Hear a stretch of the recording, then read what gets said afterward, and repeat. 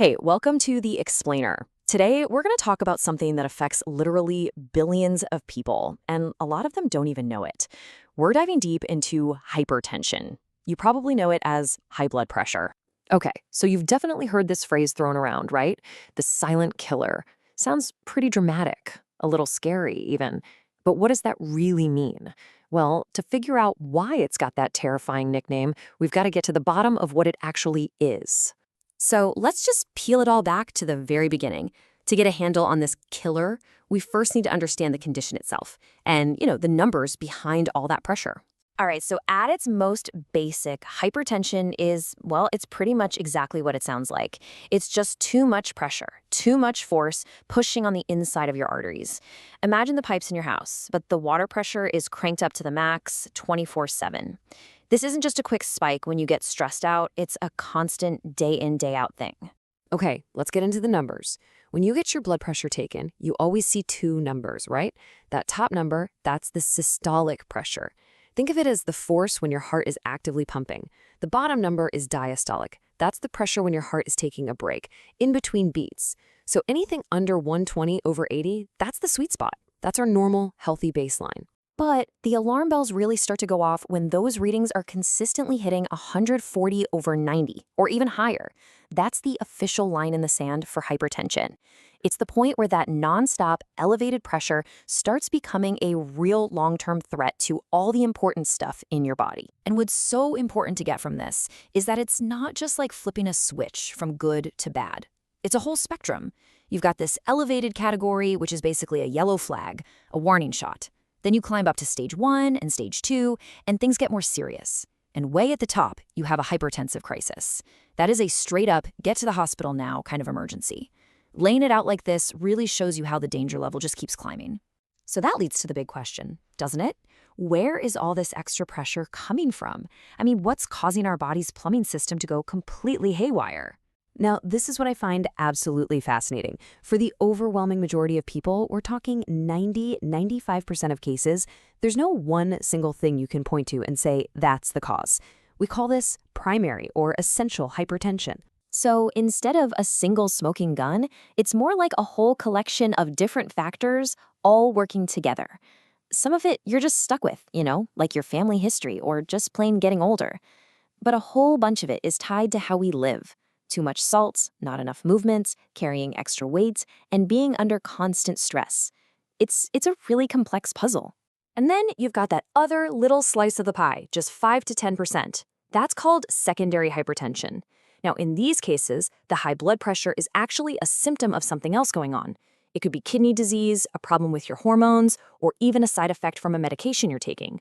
And the cool thing here is, if you can fix that underlying problem, the blood pressure often gets better too. Okay, so we figured out what it is, and we've looked at where it comes from. Now it's time to get to the really serious part. Why that scary nickname? Why the silent killer? This is where we see what actually happens when you let that pressure just run wild. And here it is. This right here is the number one reason hypertension is so incredibly dangerous.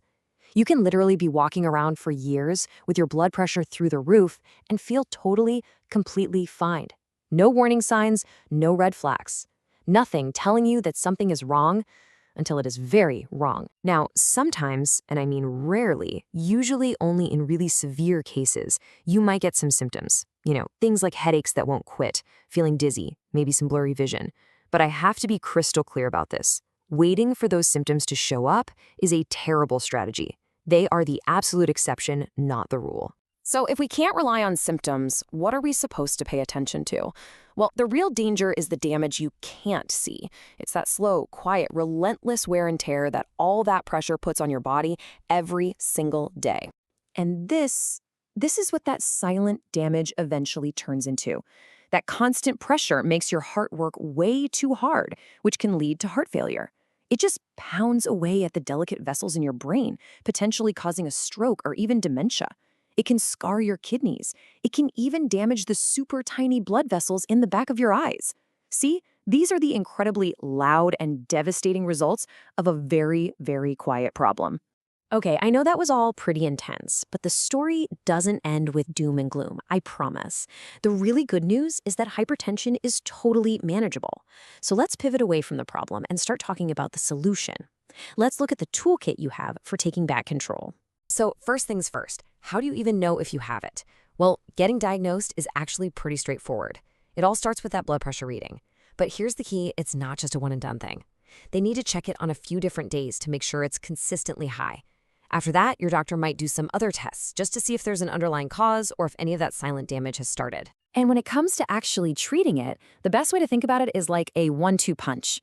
There are two main pillars that work together to get that pressure down, and just as importantly, keep it down. First up is lifestyle, and second is medication. Changing your lifestyle is always step one. It's the foundation for everything else. And this goes for everybody, no matter how high their numbers are. We're talking about real, concrete stuff you can do, like cutting way back on salt, moving your body regularly, eating a balanced diet like the DRASH diet. That's the one full of fruits, veggies, and good stuff. And of course, kicking the smoking habit and figuring out how to handle stress. Honestly, these things by themselves can be a total game changer. But look, for a lot of people, lifestyle changes just aren't quite enough to get the job done. Or maybe their pressure is so high that they need to bring it down fast. And that's where step 2, medication, comes into play. There are a bunch of different types like diuretics, ACE inhibitors, calcium channel blockers, the list goes on. They all work a little differently, which is great because it lets your doctor pick the perfect one for you and your specific situation.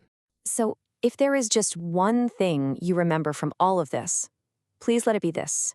Because this disease is silent, you cannot afford to wait for symptoms to show up. The absolute key to stopping all that scary long-term damage is to catch it early and then stay on top of it, day after day, with those lifestyle changes and, if you need it, your medication. It's all about consistent control. And that brings us right back to the beginning, doesn't it? We know this thing is silent. We know it works in the background without making a sound. So the last question I'll leave you with is this. Knowing everything we've just talked about, isn't it time to start listening for it?